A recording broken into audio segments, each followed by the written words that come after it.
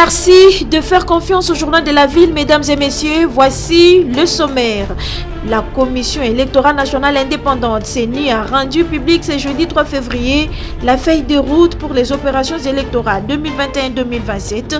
Au cours de cette publication qui a eu lieu à Kinshasa, la CENI, par le biais de son président Denis Kadima, a évoqué des conditions pouvant entraver le processus. Validation ce 3 février par le ministre d'État, ministre de la Justice et garde des Sceaux et la représentante de la MONUSCO d'un programme conjoint d'appui à la réforme de la justice et des projets de lutte contre la corruption et collecte des données sur la consolidation de la paix et la reconstruction en RDC.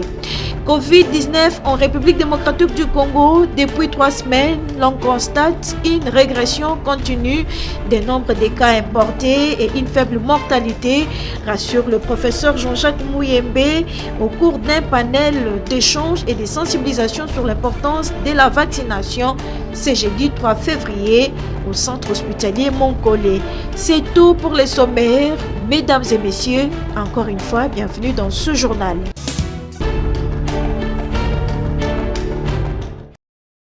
La République démocratique du Congo, représentée par la ministre d'État, ministre de la Justice et garde des Sceaux, Rose Mutombo Kiese, et les Nations Unies par la patronne de la MONUSCO, Bintou Keïta, ont validé ce jeudi 3 février 2022, au cours de la deuxième réunion du comité de pilotage, le programme conjoint d'appui à la réforme de la justice et des projets de lutte contre la corruption et collecte de données sur la consolidation de la paix et la reconstruction en RDC.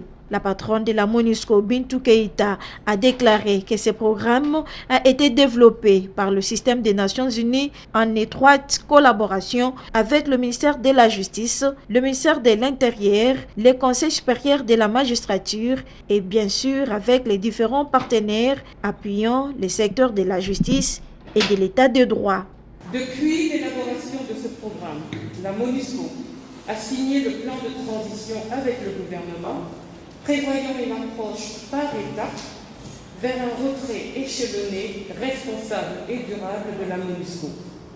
Le plan de transition est composé de 18 jalons de conditions minimales pour le retrait de la MONUSCO.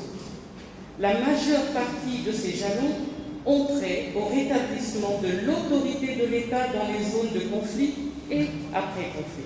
Pour Rose Mutombo, notre rencontre va nous permettre d'examiner le plan de travail annuel des 3 projets concernés à la lumière des réalisations de l'année qui vient de s'achever, ce qui nous aidera à recadrer les choses s'il le faut, à nous engager à réaliser ce qui n'a pas pu l'être, afin d'espérer atteindre des résultats encore plus performants à la fin de l'année 2022.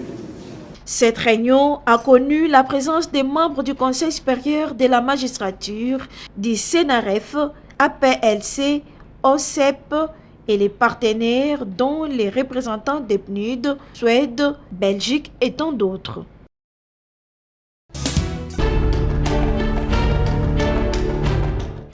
Le ministre de l'enseignement primaire, secondaire et technique, le professeur Tony Mwabakazadi, a présidé ce mercredi 2 février dans la salle de réunion de son cabinet la première réunion pour l'année 2022 du comité de pilotage du projet PERS. Réunion qui avait comme point à l'ordre du jour l'état d'avancement du projet PERS ainsi que la validation du plan de travail budgétisé pour l'année 2022. Il s'est dénoté que le comité de pilotage est composé du ministre de l'EPST qui assure la présidence, des CG des ministères du budget, des finances et de l'EPST, du représentant du cabinet, du président de la République, celui de la primature ainsi que du coordonnateur du projet PERS. Prenant la parole, le coordonnateur adjoint du PERS, Guy Lombela, a d'une manière succincte présenter l'état d'avancement du projet qui a débuté en septembre 2020 et qui prendra fin en décembre 2024. Le projet a pour objectif la mise en œuvre effective de la politique de la gratuité de l'enseignement. Pour cette année 2022, les budgets s'élèvent à plus de 64 millions de dollars américains. Le projet a commencé en septembre 2020 et doit terminer le 31 décembre 2024. Et le projet s'étale sur 10 provinces. À l'ouest, nous avons Kinshasa, Kouilou et Congo central. Au centre, Kasai, Kasai central, Kasai oriental et Lomami. Et à l'est, Nord Kivu, Sud Kivu et Ituri. Et le projet est libellé sous les deux types de financement, 700 millions de dollars pour l'appui budgétaire et 100 millions pour la réalisation des activités. La prochaine réunion du comité de pilotage est prévue pour le second semestre, histoire de faire une évaluation du projet.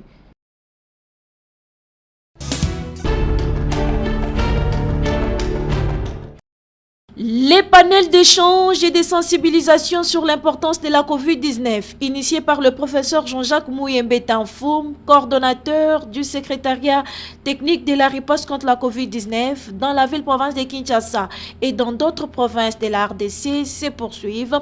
Après l'étape de Kikwit, dans l'ancien Grand Bandundu, le professeur Mouyembe, de retour à Kinshasa, a sensibilisé ce jeudi 3 février les prestataires des soins du centre hospitalier Moncolé. Ici, toutes les préoccupations ont trouvé leur réponse. Convaincus, les prestataires des soins de Moncolé se disent prêts à recevoir le vaccin. Profitant de l'occasion, le professeur Jean-Jacques Mouyembe a expliqué au corps médical la situation actuelle de la COVID-19. La circulation du virus a été intense avec un pic de 6 000 cas par semaine. Depuis 3 semaines, nous assistons à une régression continue du nombre de cas rapportés ainsi que le nombre d'hospitalisations. À ce jour, tous nos grands CTCO sont vides, y compris mon collègue, je pense. Alors, la deuxième bonne nouvelle, malgré cette circulation intense, la mortalité est restée faible, de moins de 1%. Cette mortalité faible est due à l'amélioration de la qualité de la prise en charge. Une initiative saluée par Eder Mbi Masiala, directeur général du centre hospitalier Moncolé. C'est un honneur lorsque le prof Mouyembe se déplace lui-même pour sensibiliser tous les corps de métier, les sensibiliser pour que ces personnes prennent conscience du relais qu'elles-mêmes doivent faire auprès de leurs proches pour que nous puissions tous parvenir à éradiquer cette maladie. La vaccination qui est un des moyens efficaces pour lutter contre la COVID-19. Juste après ces panels d'échange, le professeur Mouyembe a visité le site de vaccination COVID-19 et l'unité de production de l'oxygène de Moncolé. C'est avec l'appui des BEA USAID que ces panels est rendu possible.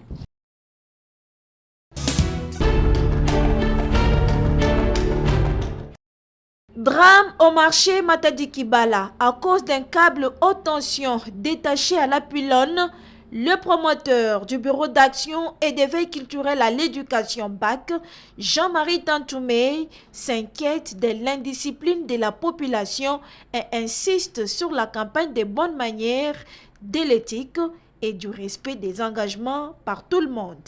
Encore une fois, l'indiscipline de la population et le non-respect des engagements par le gouvernant viennent de provoquer tant de morts à Matadi-Kibala. Que de constructions anarchiques à travers la ville de Kinshasa, sous le nez du gouverneur. Et l'on s'empresse à annoncer un enterrement collectif des morts de Matadi-Kibala qui devra se faire sans doute sous les caméras. Non, gouverner, c'est prévoir. Mettons un terme à l'affairisme politique, au business politique. Après la tragédie continue au Grand Kivu, avec le volcan, où les autorités n'écoutent pas les avis des volcanologues. Après tant de tragédies, tant d'années au Kivu, avec des rébellions entretenues, nous assistons à des morts qu'on aurait dû éviter. Le promoteur du BAC interpelle également le gouverneur de la ville-province de Kinshasa. Le PAC interpelle le gouverneur de la ville de Kinshasa à mettre un terme à toutes les anarchies. Le grand marché a été fermé pour rien. On dirait qu'on prend plaisir à faire souffrir la population. On dirait qu'on est sadique, cynique. Non, nous devons gérer avec responsabilité, avec esprit d'amour, avec altruisme. Le PAC insiste sur le respect des engagements du gouvernement qui annonce des mesures qu'il n'applique pas. On dirait qu'il n'y a pas l'État. L'État est là, mais ce sont ces dirigeants qui se sont affaiblis.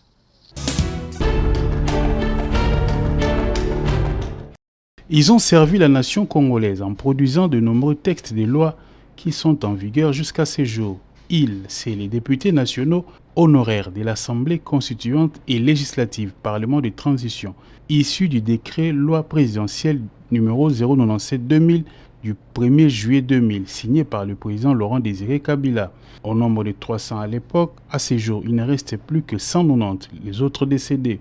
Ces derniers réclament leurs droits et avantages bloqués au niveau de l'Assemblée nationale, comme le précise ici Mbuluyo Mbiankako, secrétaire général du comité de suivi des droits et avantages des députés de l'ACLPT. Qui nous remettent dans un état de droit, en facilitant la tâche, en donnant des instructions pour qu'on nous paye notre argent. Il ne s'agit pas d'endettement, mais c'est l'argent de sueur de notre fonds. Nous avons travaillé pour l'État. Nous avons produit 42 lois importantes pour ces pays. Donc, par exemple, nous avons les codes miniers, les codes forestiers. Vous voyez comment est-ce que les crimes sortent dans ces pays ici. C'est grâce à la Constitution, à la CPT. Au contraire, nous avons produit. Qu'est-ce que nous avons gagné? Nous sommes des lycées pour compte.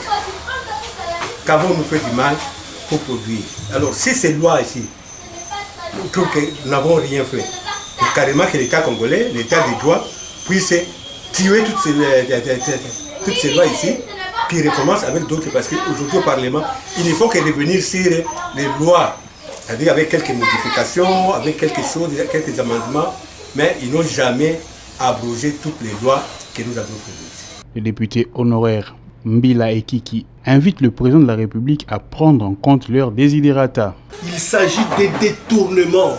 Ce montant va paraître un gros montant pour une nation qu'on ne devrait pas échéancier et payer les pauvres députés. Vous allez reléguer ce montant-là à la dette intérieure. C'est méchant, c'est là. Un montant qui est calculé à 450 le dollar, 450 francs le dollar. Vous allez le réduire à un taux avancé de 335 dollars. Vous allez le réduire à 2 millions, quelque chose, 1 milliard de dollars. Ça ne se fait pas. Ça, c'est assassiner les gens. Nous demandons au président de la République démocratique du Congo, l'actuel chef de l'État, de pouvoir prendre nos revendications en compte.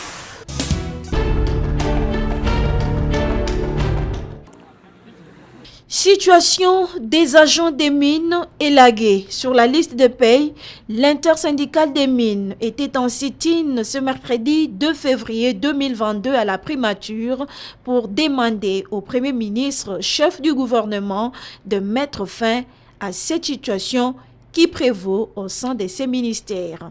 Sur place, la délégation de l'intersyndicale des mines, conduite par Yapai Makengo, a déposé la lettre au Premier ministre à travers ses 2 conseillers principaux, lettre dans laquelle l'intersyndicale des mines exige une réponse favorable et c'est dans 72 heures. Yapai Makengo est porte-parole de l'intersyndicale des mines. Nous voilà ressortir de l'audience accordée par la primature. Nous étions reçus par les 2 conseillers principaux du Premier ministre. Nous avions donné nos idérata pour dire que Madame ministre des Mines n'a aucun pouvoir de retourner les agents des ministères des Mines matriculés. Ça fait 4 ans d'existence de ces agents qui sont primés, commissionnés dans les différentes banques de la République démocratique du Congo, qui sont aujourd'hui payer certains dans leur salaire parmi les 22 000 agents qui venaient d'être mécanisés par le gouvernement de la République. C'est pourquoi nous avons donné au Premier ministre, au biais de ses conseillers, 72 heures pour que notre lettre soit répondue afin de prendre une décision générale à ce qui concerne tous les arrêtés que le ministre de la fonction publique prend à ses attributions légaliennes. À en croire l'intersyndicale des mines, les agents élagués sont dans leurs droits car régularisés depuis 2018.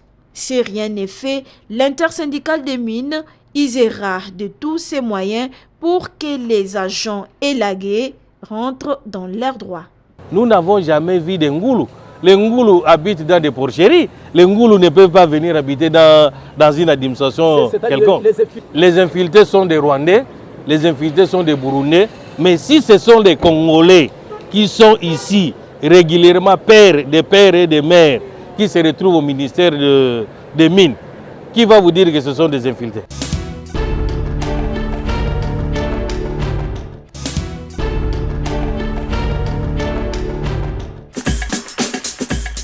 Ainsi s'achève cette édition du Journal de la Ville, mesdames et messieurs. Merci de l'avoir suivi. Le prochain rendez-vous est fixé pour ce vendredi.